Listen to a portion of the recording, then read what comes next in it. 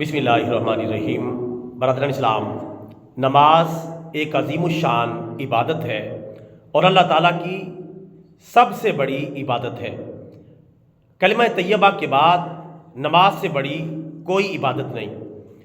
جب ہم نماز شروع کرتے ہیں تو نماز میں سب سے پہلے یعنی نماز سے بھی پہلے ہم کیا کرتے ہیں؟ وضو کرتے ہیں۔ وضو کے ذریعے اپنے اعضائے وضو کو پاک بناتے ہیں اور اپنے آپ کو پاک، صاف اور ستھرا بناتے ہیں تاکہ ہم پاکیزہ بن کر پاکیزہ نماز پڑھیں اور اپنے پاکیزہ پروردگار کو راضی کرنے میں کامیابی حاصل کریں۔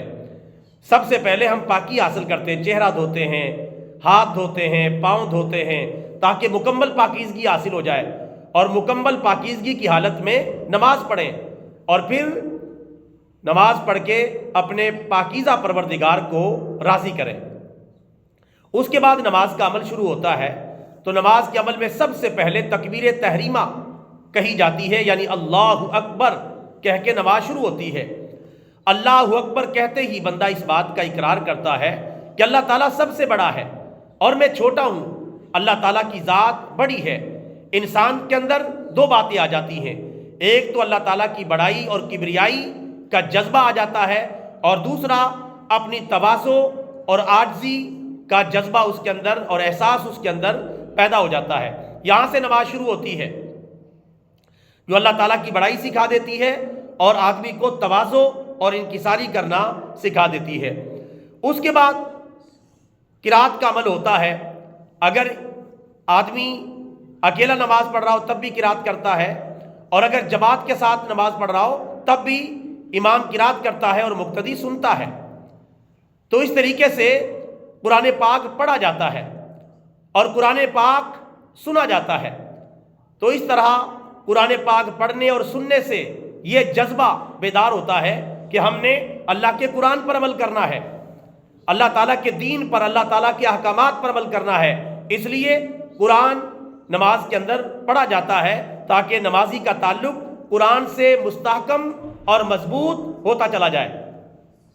اس کے بعد نمازی رکوع کرتا ہے، سجدہ کرتا ہے۔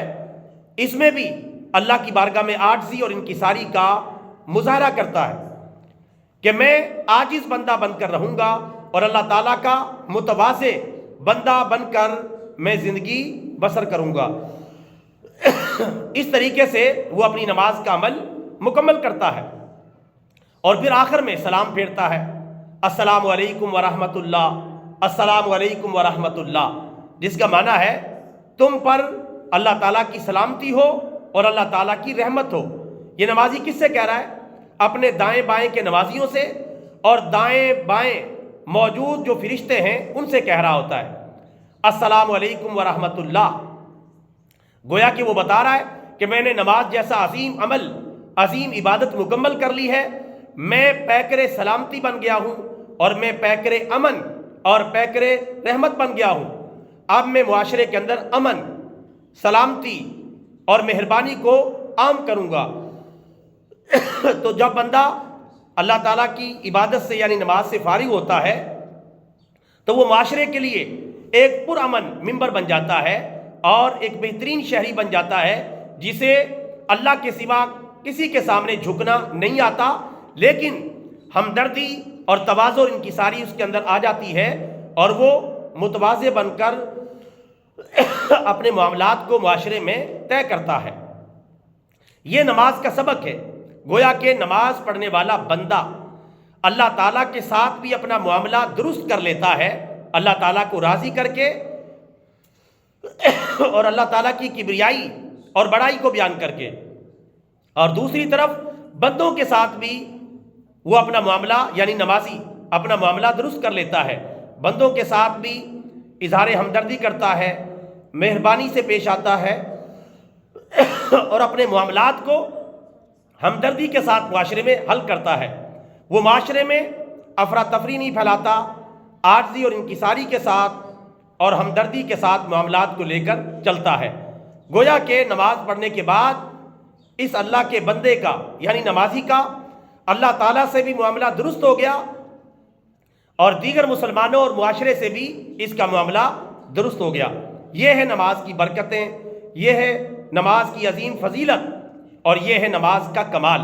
اللہ تعالی ہم سب کو 5 وقت کی نمازیں پڑھنے کی توفیق عطا فرمائے، آمین۔ وما علینا الا البلاغ المبین۔